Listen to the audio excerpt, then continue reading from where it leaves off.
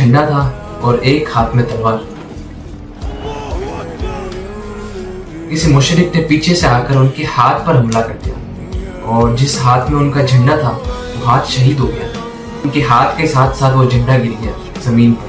تو انہوں نے بہت بہادری کے ساتھ جھنڈے کو دوسرے ہاتھ میں اٹھایا اور لڑنے لگ گئے۔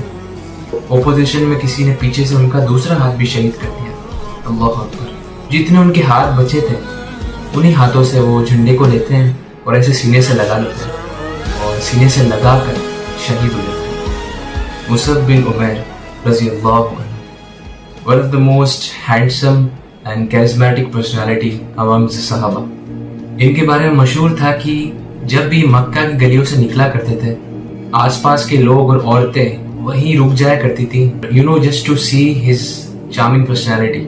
میں اور آپ اور ہمارے جیسی یوتھ ان صحابی سے بہت ریلیٹ کر سکتے ہیں، کیونکہ آج کل جو یوتھ ہے بہت اچھے اور بہت برانڈیڈ کلوتھس اینڈ شوز پہنتی ہے، اچھے پرفیومز لگاتی ہے۔ بردرز اینڈ سسٹرز، اللہ رب العالمین نے ان صحابہ کو بھی یہ سیم چیزیں دی تھی، لیکن ڈفرینس یہ تھا کہ ہم لوگ ان چیزوں کو حاصل کرنے کے بعد بھی اس دنیا کی رنگینیوں میں ڈسٹریکٹ ہو گئے۔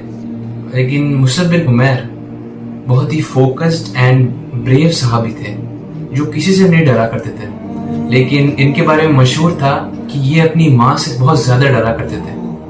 جب ان کی ممی ان کو ڈانٹا کرتی تھی تو یہ بالکل چپ کھڑا ہو جایا کرتے تھے۔ جب یہ اسلام لائے تھے سیکریٹلی تو کسی نے ان کی ماں کو بتایا کہ تمہارا بیٹا ایمان لیا ہے اور مسلمان ہو گیا ہے اور محمد صلی اللہ علیہ وسلم کی دین کو فالو کر رہا ہے، تو ان کی ماں کو بہت غصہ آتا ہے اور جب مصعب بن عمیر رضی اللہ عنہ گھر آتے ہیں رات کو بہت ڈانٹتی ہیں، ٹارچر کرتی ہیں، یہ کون سا دین فالو کر رہے ہو تم، ہرگز ایسا نہیں کرو گے۔ تو مصعب بن عمیر شانت کھڑے ہو جاتے ہیں اور وہ کچھ نہیں بولتے۔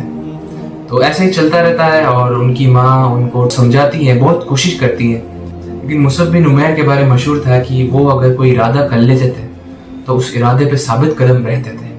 آخر کار ان کی ماں تنگ آ کر ڈیسائیڈ کرتی ہیں کہ میں اس کو گھر سے باہر نکال دوں گی، اور ان کی ماں ایسے کرتی ہیں، ان کو کہتی ہیں کہ تمہارے پاس جو بھی چیزیں ہیں وہ سب ادھر رکھو اور اس گھر سے نکل جاؤ۔ مصعب بن عمیر ایسے کرتے ہیں، اپنے سارے کپڑے اتارتے ہیں، ان کے پاس جو بھی لگژری چیزیں ہوتی ہیں، ان کے کپڑے، ان کے شوز، وہ سب اپنی ماں کو دے دیتے ہیں۔ بس ان کے پاس ایک کپڑا رہتا ہے جسے وہ اپنا باڈی ڈھکتے ہیں، لیکن ان کی ماں کہتی ہے کہ یہ بھی اتارو اور دفع ہو جاؤ یہاں سے۔ مصعب بن عمیر اسے اتار دیتے ہیں اور کہتے ہیں کہ ماں مجھے ایک کپڑا دے دو تاکہ میں اپنے شریر کو ڈھک سکوں۔ تو ان کی ماں کچھ کپڑوں کے ٹکڑے دیتی ہیں اور وہ اسے ڈھک کر نکل جاتے ہیں صلی اللہ علیہ وسلم کے پاس۔ بردرز اینڈ سسٹرز، میں آج آپ کو بتاتا ہوں کہ مصعب بن عمیر رضی اللہ عنہ نے اپنی جان کو اسلام کے لیے کیسے سیکریفائس کیا۔ جنگ احد کے موقع پر آپ صلی اللہ علیہ وسلم نے اسلام کا جھنڈا مصعب بن عمیر رضی اللہ عنہ کو پکڑایا، اور اس سمے صحابہ کے نزدیک یہ بہت آنر کی بات ہوتی تھی۔ مصعب بن عمیر بہت رسپانسبل ہو کر وہ جھنڈا تھامتے ہیں اور جنگ کے لیے نکل جاتے ہیں۔ جنگ کے دوران جب وہ ایک کے بعد ایک دشمنوں کو قتل کر رہے تھے، ایک ہاتھ میں ان کا جھنڈا تھا اور ایک ہاتھ میں تلوار، کسی مشرک نے پیچھے سے آ کر ان کے ہاتھ پر حملہ کر دیا اور جس ہاتھ میں ان کا جھنڈا تھا وہ ہاتھ شہید ہو گیا۔ ان کے ہاتھ کے ساتھ ساتھ وہ جھنڈا گر گیا زمین پر۔ تو انہوں نے بہت بہادری کے ساتھ جھنڈے کو دوسرے ہاتھ میں اٹھایا اور لڑنے لگ گئے۔ اپوزیشن میں کسی نے پیچھے سے ان کا دوسرا ہاتھ بھی شہید کر دیا۔ اللہ اکبر۔